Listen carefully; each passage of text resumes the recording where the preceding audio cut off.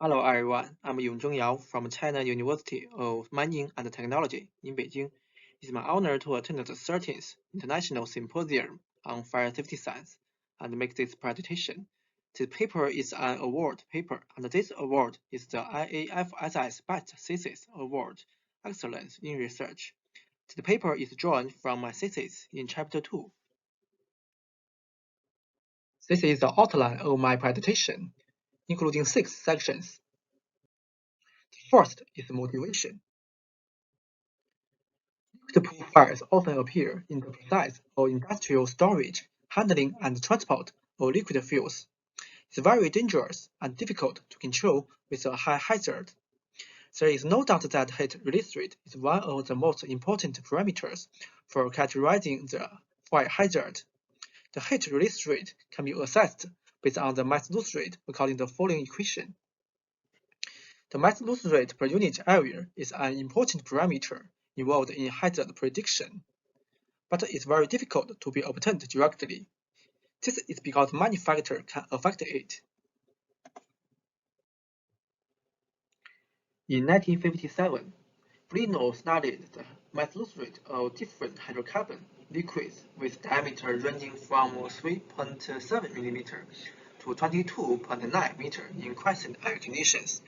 It was found that as per diameter increase, the mass loss rate per unit area first decrease, reaching a minimum at around 0.1 meter, and then increase until 1 meter diameter.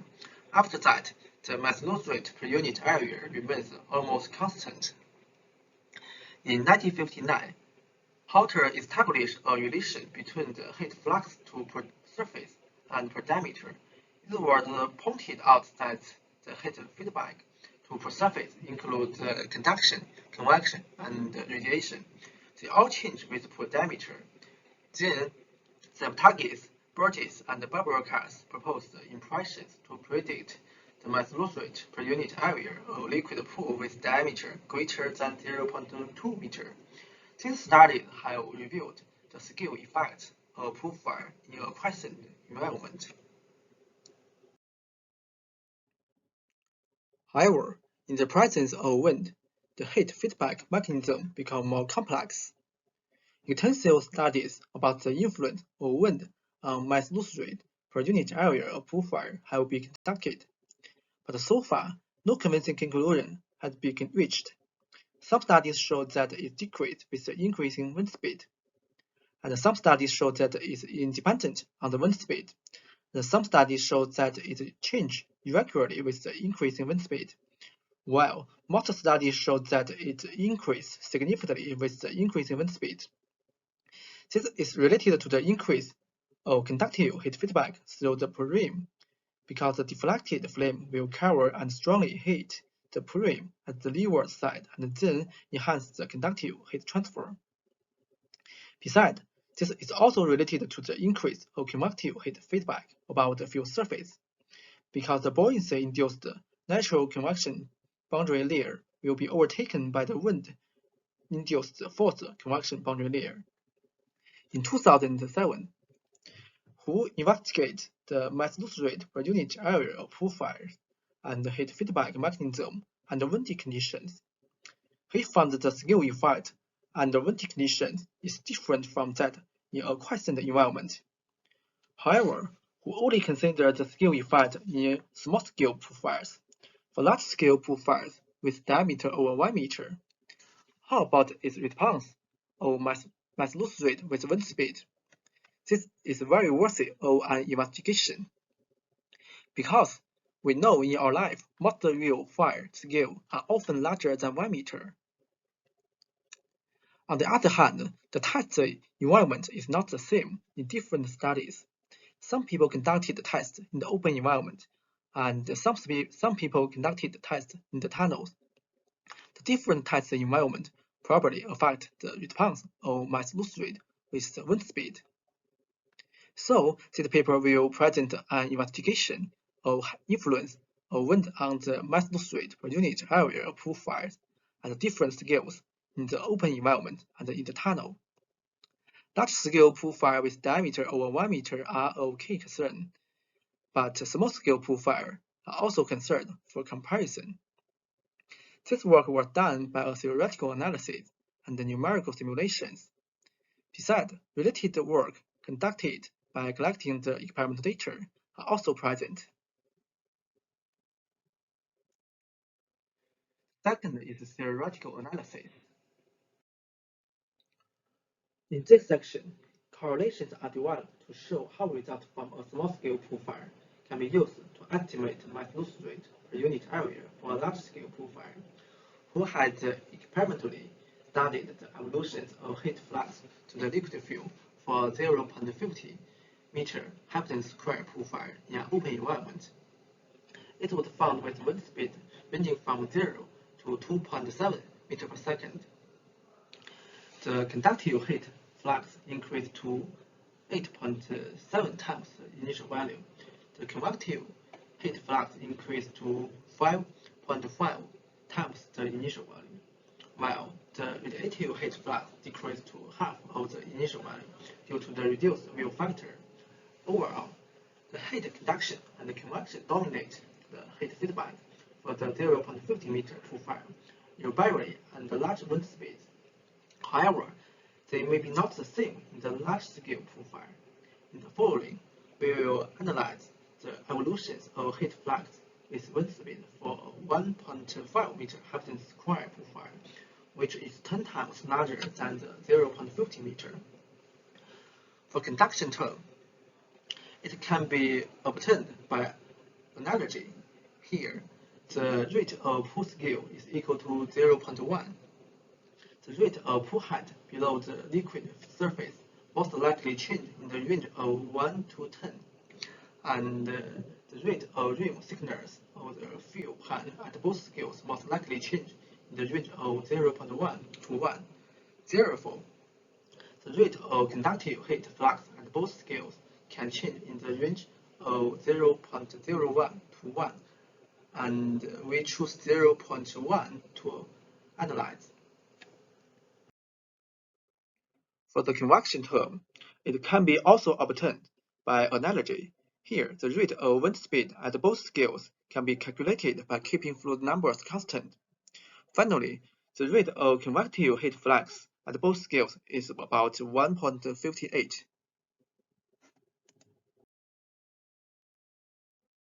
For the radiation term, it's no longer reasonable to make a direct conversion. The radiative heat flux and the Steele condition can be obtained by subtracting the convective and the conductive heat flux from the total heat flux. The total heat flux and the Steele condition can be calculated theoretically by this equation. The radiative heat flux and different wind speed can be calculated by this equation. Here, Fv is the normalized view factor and the wind speed of V. There are two extreme conditions for normalized view factor. The first is the view factor decrease with wind speed in the same way as the 0.50 meter profile. And the second is the view factor keeps constant with wind speed. They can represent two extreme conditions. The predicted evolution of heat flux of the 1.5 meters Hepton square profile with wind speed are presented in Figure 2 and Figure 3. It's found that the radiative heat flux to fuel surface plays a leading role relative to other two heat fluxes, even at maximum wind speed, which still occupy about 60% in condition 1 and 70% in condition 2. This is totally different from that in the small-scale profile. Figure 4 gives a comparison of mass loss rate per unit area varied with fluid number between the 0.50 meter and 1.5 meter Hepton profile. For the small-scale profile, with the increase of fluid number, it increased to 2.8 times the initial value. However, for the large-scale profile, with the increase of fluid number, it only varies with a range of negative 20% and positive 30% of that in the fiber, which doesn't increase several times as the small-scale test has revealed. The third is numerical simulation. The pool fires in an open environment were simulated using FDS. The pool scale changed from 0.50 meter to 6 meter. Different wind speed ranges were designed to ensure that the float number varied from 0 to 2.5 for each pool scale. Figure 5 shows the comparison of mass loss rate per unit area with varying float number. It found that the simulated are very close to the experimental and calculated result. Further, Figure 6 shows the normalized mass loss rate per unit area with float number at varying pool scales. It found that they behave differently from small scale to large scale pool fire, with an increase of float number for the 0.50 meter and 0.6 meter pool fire. The mass loss rate per unit area increased to 2.3 and 1.6 times the initial value. While for the 1.5 meter pool fire, it only increased by 7% when the float number reaches 2.5. For the 3 meter and 6 meter pool fire, it decreased by 20% and 40%. Besides, we can also observe that for large-scale pool fire, the mass loss rate per unit area most likely fluctuate within 40% for a wide range of wind speeds. This is very close to the calculated result. Figure 7 shows the convective and radiative heat fluxes in large-scale pool fire. It found that the variation of radiative heat flux with wind speed is constant with the mass loss rate. This provides direct evidence that the radiation demonstrates the heat feedback and thereby the mass loss rate in large-scale pool fire. The fourth is experimental data collection. In this section, we collect numerous experimental data on the mass loss rate per unit area of pool fires involving different types of liquid fuels. All the data are from published articles, reports, and books. For the pool fires in the open environment, Figure 8 shows the mass loss rate per unit area for 4 representative liquid fuels. It found when the diameter is smaller, it increases significantly with the increasing wind speed. For example, the mass loss rate per unit area of the 0.15 diesel pool fire increased to 3 times the initial value, when the wind speed increased from 0 to 3 meters per second. However, when the diameter is larger than 1 meter, it keeps almost constant with a slight fluctuation within 25%. This is also very close to the calculated and simulated result. Figure 9 shows the variation of mass loss rate per unit area with the diameter and the different wind speeds. We can see that when the wind speed is 0, the scale effect is constant with the experimental result of polynomial. However, when the wind speed is higher, the variation trend of mass loss rate per unit area with diameter will clearly change. Comparing the free burn, the enhancement effect of wind on mass loss rate tend to decrease with the increasing diameter. And finally, when the diameter exceeds 1 meter, is not affected significantly by the ventilation.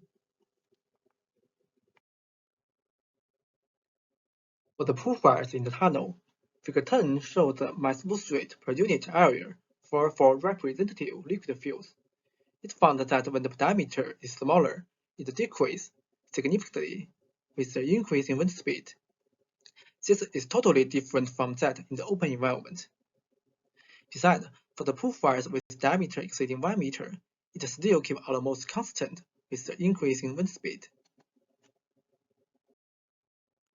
In order to find the reason of opposite variation trend of mass loss rate with the wind speed in the open and in tunnels, we further analyzed the extra radiation from the tunnel ceiling.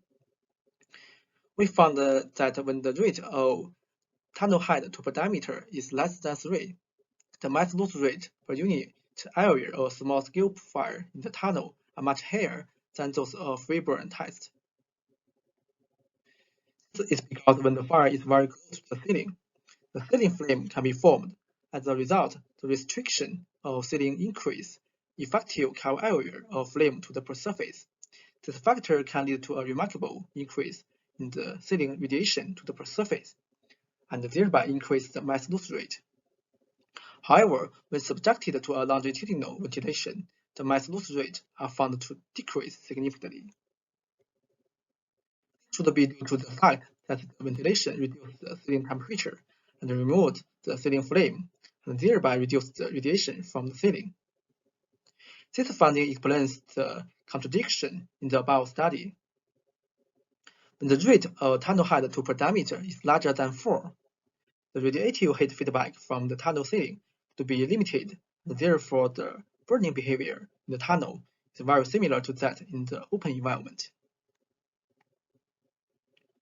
However, when the per diameter exceeds 1 meter, the radiation from flame itself seems to play a more important role than other heat feedbacks.